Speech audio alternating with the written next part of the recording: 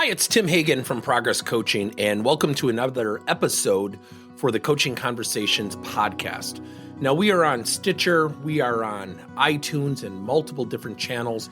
Please check us out. Now, one of the things that you'll get out of our podcast episodes is a lot of content, a lot of strategy. It's not fluff, it's not concept, yet we really want you to engage with the content and let us know your feedback. If you have any questions, feel free to reach out to us. If there's topics you'd love to have us address, we would love to share them with you. Let us know your impact and let us know your feedback. The logistical nightmare of artificial intelligence. AI is going to provide incredible productivity opportunities for people and for companies. Let me just start out by sharing a very unique perspective. I am not cautious about AI. I have great admiration for AI. AI has helped our company tremendously. But at the same time, I've also seen, I'm going to use a really rough term, the carnage. When I look at learning and development teams, typically I report through L&D or training or human resource teams, and I'm watching some of the carnage. I'm starting to see more and more layoffs in learning and development. Let me give you an example. When I think about the opportunity of what AI presents from a productivity standpoint, let's just take a simple job, and I'm not trivializing this job, but somebody who answers the phones and somebody who schedules for, doctors or schedules meetings if it's a business that has, appointments as the mainstay of their revenue source. Today, a bot can handle that. I can tell you, I haven't had a phone system in probably 8-9 years. I use my cell phone. I typically email clients.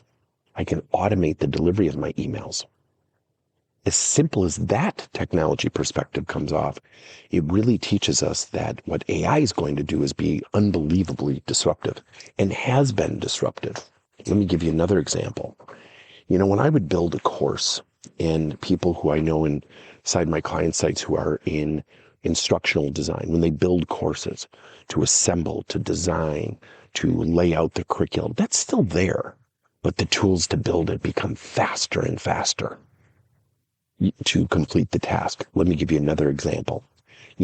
I just built a course and I went to ChatGPT. I said, please outline this course, build me a slide deck, took the slide deck, put it over into one of my slide decks, put it up into a site called beautiful.ai, and it retrofitted it to a brand image that I wanted, pretty contemporary looking slide deck. I recorded over it. All of it took me less than 50 minutes to do. I had built a course.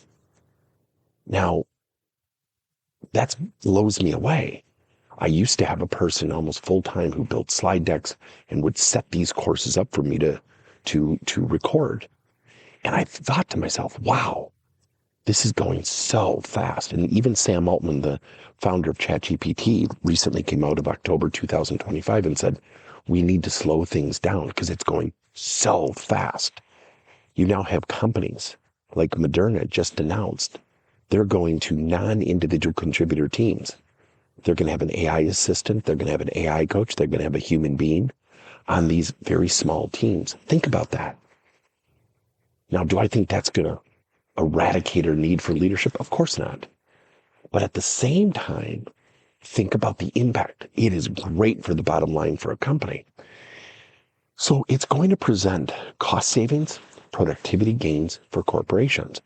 Now it's going to have an impact on people. So let's look at that from 3 different perspectives. Number one, the employee. I just had this conversation with a friend of 27, 28 years, works at one of our client sites, just wants to retire, got about 6 years left before retirement. She cannot retire before that.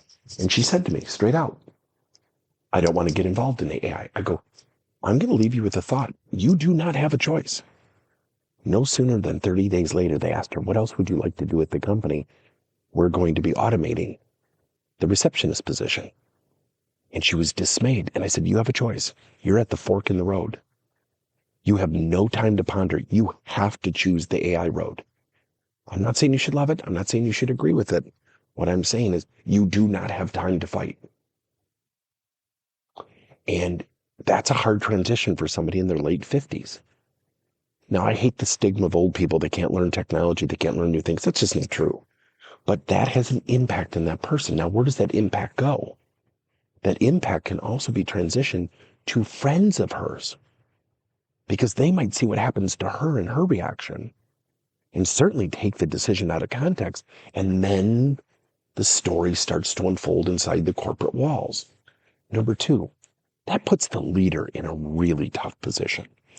When I think about artificial intelligence and an employee simply going up to a boss, and I had this 2 years ago at a newspaper that we were working with, and with ChatGPT and editing, editors today, I'm not saying they've gotten commoditized. What I'm saying is some of the punctuation, the grammar, all of that stuff can be done in a matter of seconds now. Take tools like Grammarly that now has an AI component. Look what happens. When that was going on, one of my friends who was an editor at this paper went to the head publisher and said, are we okay?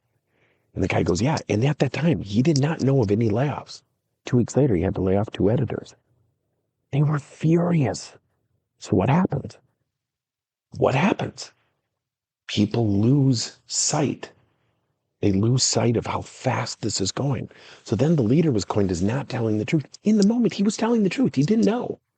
That has had a dramatic impact in that workplace. Now, number three, it's the organization.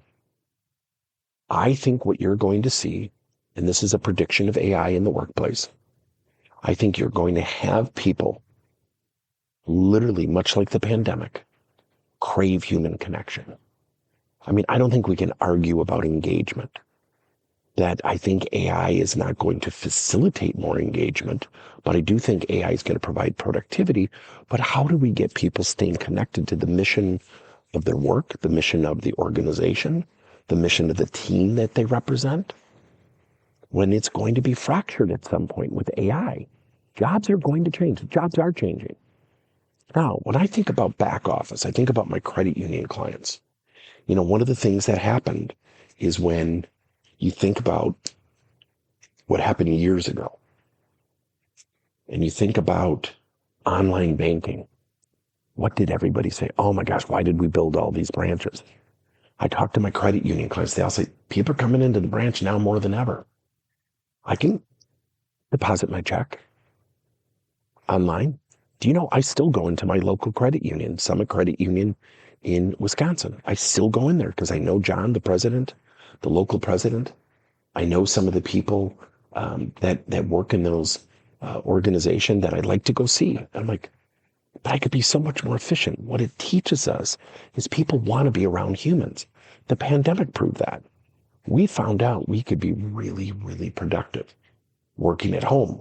Very few people thought that was even a viable thing. And now all of a sudden, people are working at home. So what happens? We work at home, and all of a sudden people are like, this is great. I'm not spending money on gas. I'm not in traffic. I'm saving time. The water cooler talk subsided, obviously. So people were working 5.5 to 6 hours, having more time for their family. But guess what happened 2 years later when the pandemic, or 3 years later when the pandemic started to subside? People wanted to come back to the office. Oh, they wanted to come back with conditions. And those conditions are what? I don't want to be in the office full time. I don't want to be at the home full time. I want this hybrid model. That has forced leaders and organizations into some very tough conversations. AI is going to have that same type of impact. The conversations are going to become more and more important. What are your thoughts? Thank you for listening to another episode of Coaching Conversations by Tim Hagen and Progress Coaching. Now, our company is always coming out with new and innovative solutions to help leaders coach their employees. And recently, we just created a new service called Coach to You, where leaders can pick and choose topics and assign 7 to 21-day programs for employees to learn and, more importantly, apply actions and then reflect and share what they're going to do going forward as a result of the learning. It's called Coach to You. We're literally bringing coaching to your employees. If you're intrigued, we'll have a link in each one of our episodes where you can get more information. And again, thank you so much for listening to another episode.